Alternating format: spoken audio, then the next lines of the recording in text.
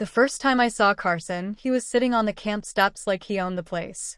Which was weird, because no one owns Camp Timberwolf. If anything, Camp Timberwolf owns you. He was wearing the kind of expression you only get from two things. Either you've been punched in the face a lot, or you've punched other people in the face a lot. Carson clearly belonged to Category B. His knuckles were wrapped in white tape, his t-shirt had a rip in the shoulder, and his eyes had that "I could either fight you or nap, depending on my mood" energy. The counselors were hovering around him like he was a ticking bomb, which, in their defense, might not have been far from the truth. I didn't know his name yet, but the whispers were already flying. That's Carson Blake. He got expelled for breaking some kid's nose in 3 places. No, I heard it was 5 places. My cousin's friend's brother swears Carson fought in an illegal ring behind a bowling alley. Honestly, I tuned most of it out. Everyone here had a dangerous story, but 9 times out of 10 it was exaggerated.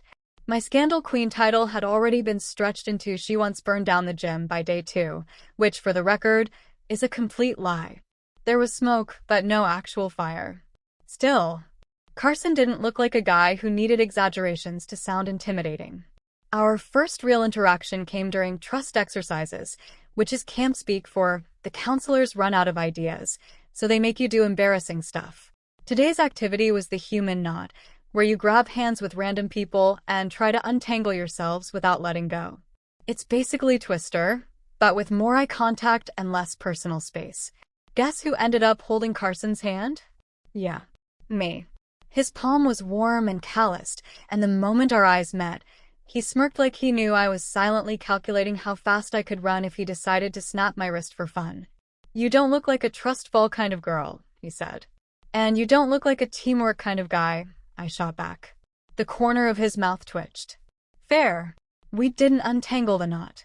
We got disqualified because Carson stepped backward, tripped over Benny's leg, and we both ended up on the grass, him sprawled on top of me.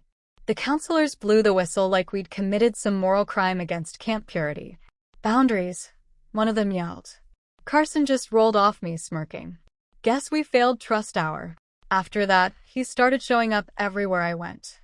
Not in a creepy way, more like he had a built-in radar for chaos, and I was the loudest signal. At lunch, he sat across from me and stole the bread off my tray without asking.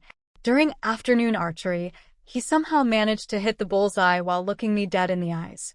And at campfire, he leaned over while the counselor was telling a spooky story about the haunted cabin and whispered, "You've been there yet?" No, I whispered back. "Why?" "Because I'm going tonight." That's when I realized 2 things. Carson Blake was either completely fearless or incredibly stupid. I was going with him. But of course, nothing at Timberwolf is ever simple. The counselors enforce lights out like they're guarding a vault. That means if you want to sneak out, you have to get creative. Lucky for Carson, creativity is my middle name. "Meet me by the mess hall at midnight," I told him. "Wear something quiet." He raised an eyebrow. "Like a ninja? Like someone who doesn't want to get busted scrubbing toilets at 6 a.m. The rest of the evening dragged like a math class on a sunny day. Darcy caught me smuggling a flashlight into my pillowcase and demanded to know where I was going. I told her I was sleepwalking in advance. She didn't buy it, but she also didn't snitch. Good girl. By 11:59, my heart was pounding. Not because I was nervous, but because breaking rules is better than caffeine. I slipped out the cabin door, tiptoed past the porch light, and found Carson leaning against the mess hall wall like some wannabe action hero. "You ready?" he asked. "Born ready," I said. What I didn't say was, if this haunted cabin kills me, I'm haunting you first. We disappeared into the trees, flashlights off, relying on moonlight to guide us. Carson walked like someone who knew exactly where he was going. I walked like someone who was 30% sure a squirrel was going to jump on my head. "Why do you even want to go to this cabin?" I asked after a few minutes. He shrugged. "Heard there's something worth finding." "What? Treasure? Ghosts? You'll see." And that's the thing about Carson. He says stuff like that and doesn't elaborate, which makes you want to follow him even if your better judgment is screaming turn back. The woods were dead quiet except for the crunch of leaves under our shoes. Then, just as the dark outline of a cabin came into view, Carson stopped and held up a hand.